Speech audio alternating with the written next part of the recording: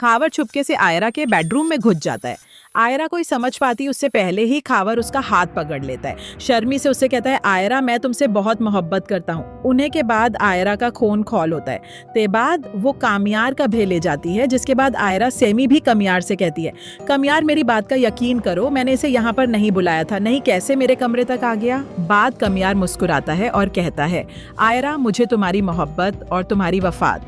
लेकिन सुबह कमियार को समझाती है, कमियार तुम रेगुलर ऑफिस क्यों नहीं जाते हैं। लेकिन किने पर कमियार ऑफिस जाना भी शुरू कर देता है। लेकिन वो रात को फरिया के साथ नशा कर घर पे आता है। लेकिन इसके बाद आयरा से बर्दाश्त नहीं होता, जिसके बाद वो कम अपने अस्पताल की तरफ से हमेशा के लिए कमियार को छोड़कर लंदन जाने का फैसला कर लेती है। इसके बाद अगले दिन वो सीधा अपने अब्बू रिफान साहब के घर पहुंचती है। जो पे रिफान साहब ये सुनते हैं आयरा कमियार को हमेशा के लिए छोड़कर लंदन जा रही है। इसके बाद रिफान साहब का दिल पिघल जाता है, वो आयरा को माफ कर देते हैं। इसके बाद वो खुद अपनी गाड़ी में बिठाकर उसे एयरपोर्ट छोड़ने निकल जाते हैं। इसी तरह कमियार की अम्मी नफीसा कमियार को बता देती है, यार आयरा तुम्हें छोड़कर हमेशा के लिए चली गई है। ये सुनने के बाद कमियार के होश उड़ जाते हैं और उसके पेड़ों तले से ज़मीन खिसक जाती है। इसके बाद वो फौरन अपनी गाड़ी हवा की रफ्तार से भगाता है। वो एयरपोर्ट पहुंचता है, वहाँ पर आयरा रोती भी अंदर जा रही ही होती है।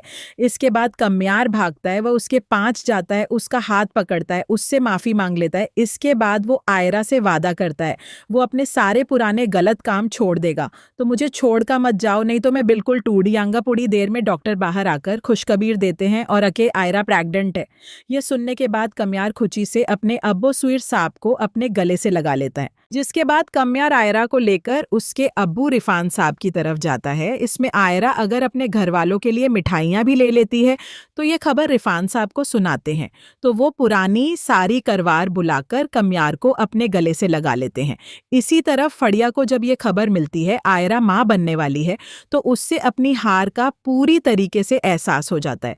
इसके बाद वो आयरा के पास आती है, अपनी पुरानी गलतियों की माफिया मांगती है। इसके बाद हमेशा के लिए अपनी अम्मी के साथ अमेरिका चली जाती है। तुम्हें खूबसूरत वक्त बीता है। इतनी अचानक फिर आयरा की तबीयत काफ़ी ज़्यादा ख़राब होती है, उससे दर्द शुरू हो जाता है। इसके बाद कमियार फ़ौरन उसे अस्पताल लेकर आता है, जिसके बाद कुछ ही देर में डॉक्टर बाहर आकर बताते हैं, मुबारक है आपके घर बेटा पैदा हुआ है। सुनने के बाद कमियार फौरन भागता व आयरा के कमरे में जाता है।